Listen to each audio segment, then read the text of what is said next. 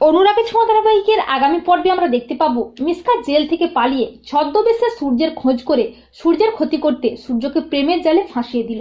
হ্যাঁ বন্ধুরা, আমরা এমনটাই দেখতে পাবো অনুরাগের ছোঁয়া ধারাবাহিকের আগামী পর্বগুলোতে। দীপা রূপাকে বাঁচাতে সূর্যের খোঁজ করার জন্য বিভিন্ন সংবাদপত্রে সূর্যের ছবি দিয়ে বিজ্ঞপ্তি দেয়। আর হঠাৎই সেই নিউজ পেপারের বিজ্ঞপ্তিটি দেখতে পেয়ে যায় মিশকা। বিজ্ঞপ্তিটি দেখে মিশকা খুব ভালোভাবেই বুঝে যায় যে দীপা সূর্য একসাথে আর নেই।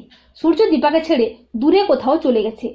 তাই দীপা সূর্যকে খোঁজ করতে এই বিজ্ঞপ্তিটা দিয়েছে। তাই মিশকা খুব খুশি হয়ে যায়। মিশকা বলে যে দীপা, এবারে তুমি কি করবে?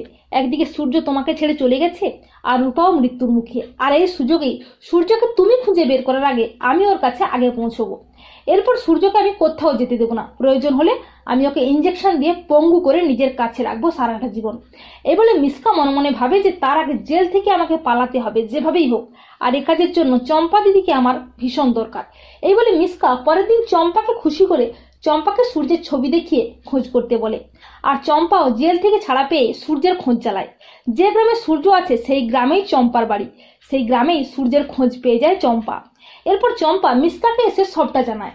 এর কয়েকদিন পর মিশকা পুলিশের চোখে ধুলো দিয়ে চম্পার সাহায্যে জেল থেকে পালিয়ে ছদ্মবেশ ধরে হাজির হয়ে যায় সেই গ্রামে সূর্যের খোঁজে। সূর্যের ছবি দেখিয়ে মিশকা খোঁজ চালায় সূর্যের।